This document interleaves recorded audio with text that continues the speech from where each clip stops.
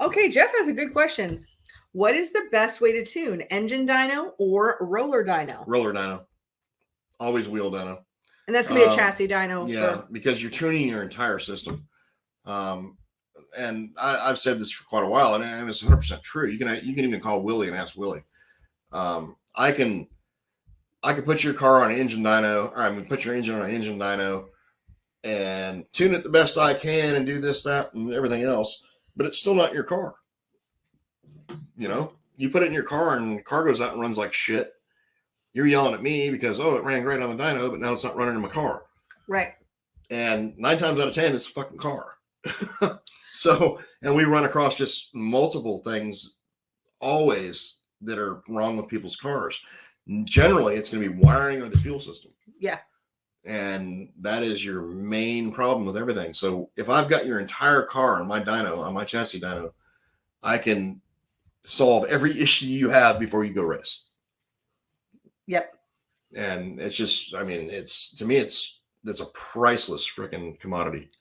Well, it's great because you can go out there with confidence, and it always blows me away. Engine dynos are great. Engine dynos are great for like breaking something in. Okay. They're good for super high end, super high horsepower applications. But even then, you run into the same problem. You put the engine in the car, the thing doesn't run, you got a problem with the car. So as an engine builder, it's way easier to diagnose everything when I'm looking at it than it is to diagnose it when I just send you an engine that's been on the dyno and you're trying to tell me some problem you've got, and we're spending 2 hours back and forth on the phone trying to figure out what's wrong. Well, I mean, wouldn't you say another important aspect of the split, especially with crate engines, is that for horsepower, we kind of have what we have. We can try to maximize as much as possible, but right. We've got what we've got. What we're always looking for is a torque, and we're not going to even see torque on an engine dyno because it's really not going to start recording stuff until 5200. No. I mean most engine dynos, you're starting your pass anywhere between 3,500 and 4,000. Right, but 0 to then. Yeah, and if you take, let's say you're starting your pass at 4,000 on an engine dyno, or you're actually able to finally load it with a water brake at 4,000 and start your pass. I mean, on a 604, you're turning at 6,800. So you got a 2,800 RPM sweep. Mm-hmm. That tells you nothing about what it's doing it from 1,500 all the way through the damn.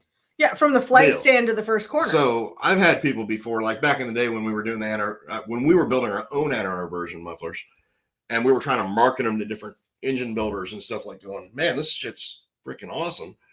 And they'd test them on their engine dyno and go, oh, yeah, it really didn't do nothing. Because you couldn't measure it. Because they couldn't measure it. Because it was all torque. Correct. Yeah. Well, it was all below what they could actually load the motor at. Yeah. It's the low end torque. You know, it picked up like 5 or something like that. Yeah, I mean, it was an uphill battle. But like once we finally got these things produced to where we have a header company that worked with us to actually get this shit out there, now everybody's going. The people who notice are the race car drivers. Yes. Because not everything's about dynos. I mean, I've had certain headers that I've run on like a chassis on my chassis dyno in my own race car years ago that I'm like, oh man, yeah, these things make great power. Go to the racetrack, feels like it freaking anchors out the back window. Thing won't run. Well, so, I there's think a lot of different variables. Well, it's just the limitations of testing. I think we've all known people who are wicked smart, could pass or get masterful scores like in the SAT or something. Right. But, trying to figure out how to get to McDonald's is beyond them.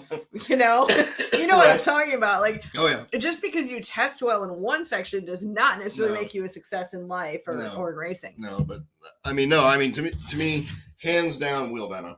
Mm-hmm. I mean, there's just honestly no comparison, especially in the world of dirt late model racing or dirt racing or racing in general. Yes. There's a place for both.